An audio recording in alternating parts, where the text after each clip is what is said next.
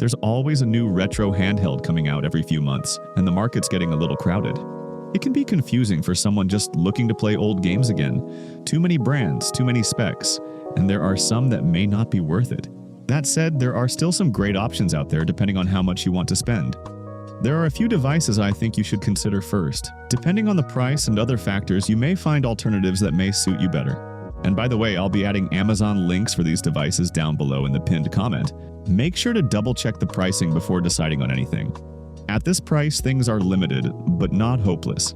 The best bet here is the Miyoo Mini line, especially Miyoo Mini Plus or one of the newer revisions. They may look a little different, but they're basically the same.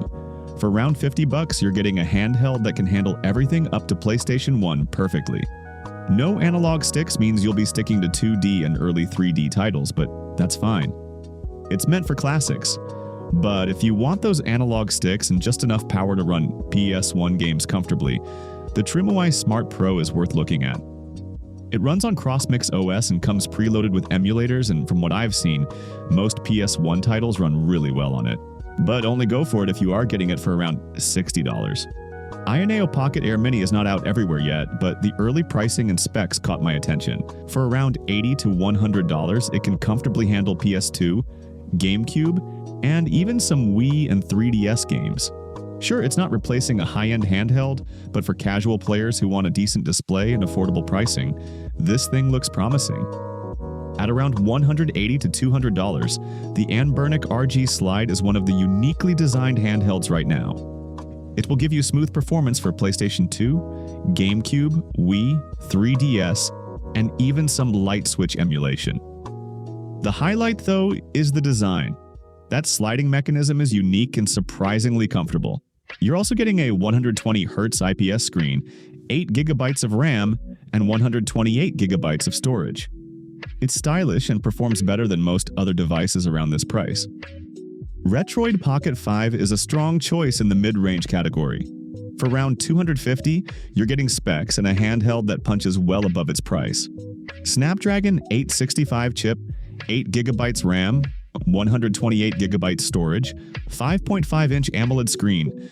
There are really few things to not like about this. On emulation up to PlayStation 2, GameCube, Wii, or heavy Android gaming, this one is a good value.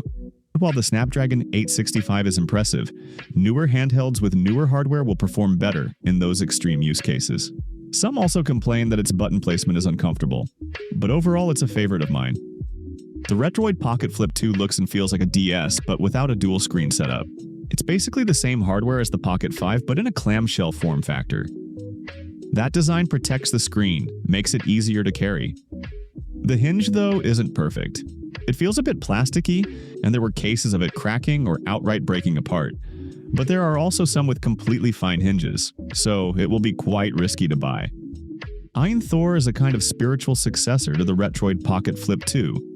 Same clamshell charm, but taken to an entirely new level. Powered by the Snapdragon 8 Gen 2, this thing handles everything you can throw at it.